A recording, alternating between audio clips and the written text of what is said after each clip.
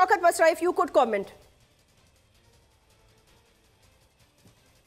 Jasmine, हम ऐसे खप रहे हैं, ऐसे शोर डाल रहे हैं और ऐसे डालते रहेंगे। मेरा आपका ये मुल्क ही नहीं है।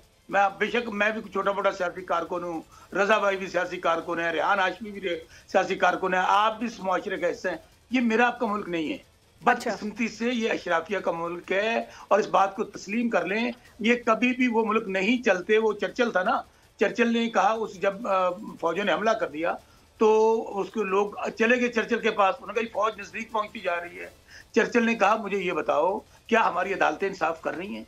उन्होंने कहा बिल्कुल कर रही हैं। उनका बिल्कुल ना घबराओ, किसी तौर पे हम हमारी कौम शिकस्त नहीं खा सकती। बदकिस्मती से मुझे ये बता दें कि पाकिस्तान में कहाँ रूल ऑफ लॉ है? पाकिस्तान में आपके पास एक लिखा हुआ आइन मौजूद है, क्या मुझे बताएं? अब तीनों आप इस मुआशरे का हिस्सा हैं, क्या उस आइन पे कभी अमल हुआ? हमें तो यहाँ ये नहीं पता कि यहाँ बादशाहत है, यहाँ आमरीत है, कहने को तो जमहूरियत है।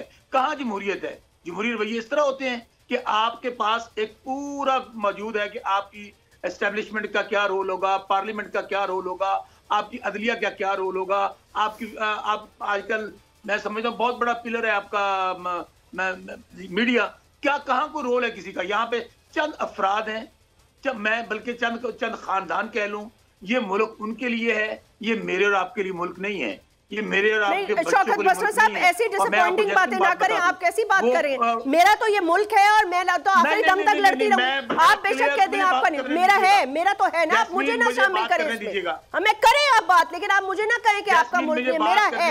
मेरी बात को, मेरा पॉइंट ऑफ व्यू सुन ले, आप अपनी बात कीजिएगा।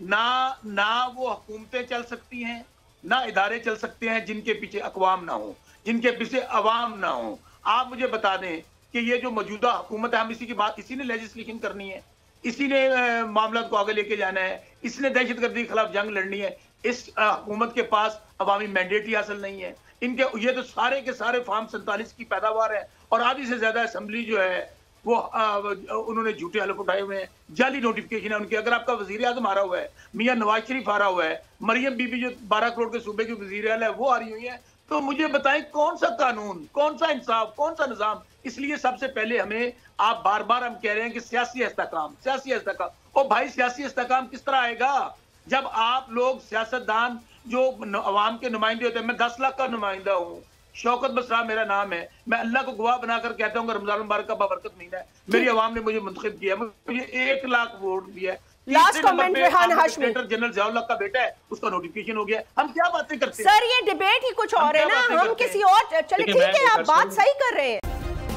सब्सक्राइब करें और बेल दबाएं ताकि कोई खबर रह न जाए।